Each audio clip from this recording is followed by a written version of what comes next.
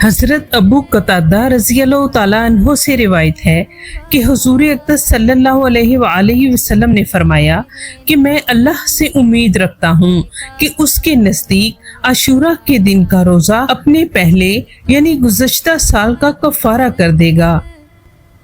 حضرت ابن عباس رضی اللہ تعالیٰ عنہ سے روایت ہے کہ حضور اقدس صلی اللہ علیہ وآلہ وسلم نے فرمایا کہ جو شخص محرم میں سے عاشوراء کے دن کا روزہ رکھے اسے 10,000 فرشتوں کا ثواب دیا جائے گا، اور جو کوئی محرم میں سے عاشوراء کے دن کا روزہ رکھے اس کو 10,000 شہیدوں کا ثواب دیا جائے گا، اور 10,000 حج اور عمرہ کرنے والوں کا ثواب دیا جائے گا، اور جو کوئی عاشوراء کے دن یتیم کے سر پر ہاتھ پھیرے اللہ سبحانہ و تعالی اس کے لیے یتیم کے سر کے بال کے عوض اس کا ایک درجہ بہشت میں بلند کرے گا۔ اور جو کوئی عاشوراء کی رات کو ایک مومن کا روزہ کھلوائے گویا اس نے جناب رسول مقبول صلی اللہ علیہ وآلہ وسلم کی تمام امت کا روزہ کھلوایا اور ان کے پیٹ پر کیے۔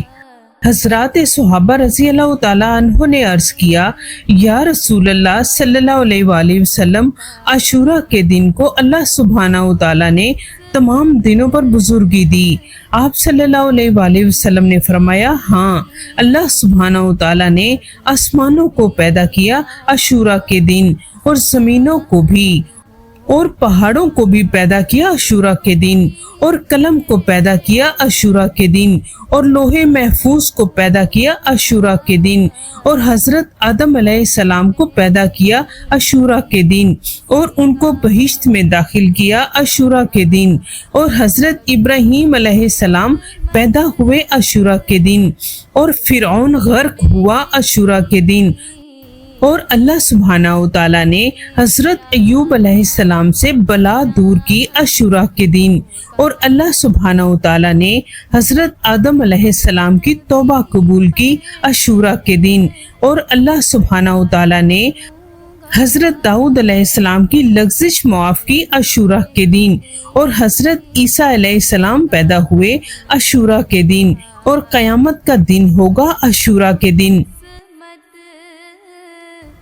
حضرت ابن عباس رضی اللہ تعالیٰ عنہ سے روایت ہے کہ حضور اقدس صلی اللہ علیہ وآلہ وسلم نے فرمایا، جو شخص محرم میں سے عاشوراء کے دن کا روزہ رکھے اللہ سبحانہ و تعالیٰ اس کے لیے 60 برس کی عبادت کا ثواب لکھے گا، جس کے دن میں روزہ اور رات کو قیام ہو۔ اور جو کوئی عاشوراء کے دن نہائے وہ کسی بیماری سے بیمار نہ ہوگا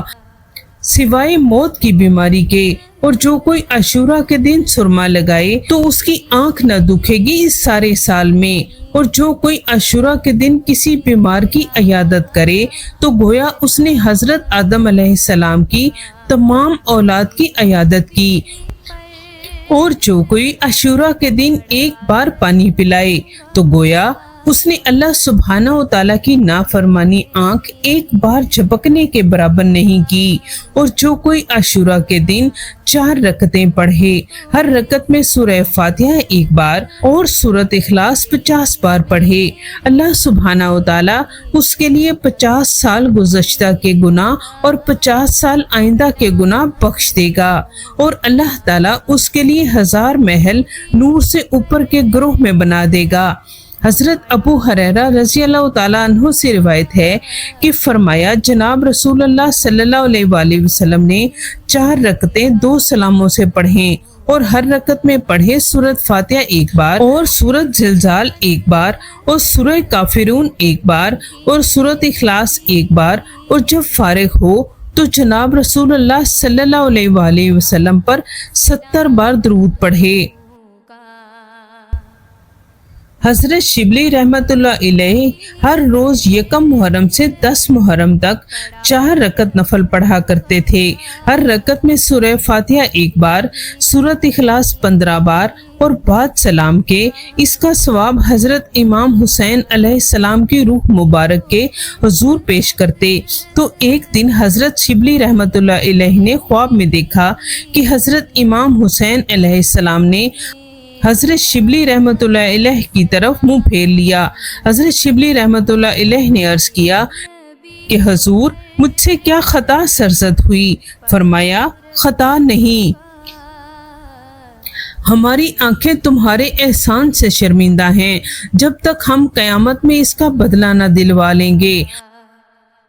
اس وقت تک ہماری آنکھ ملانے کے قابل نہیں ہے۔ اس نماز کے پڑھنے والے کی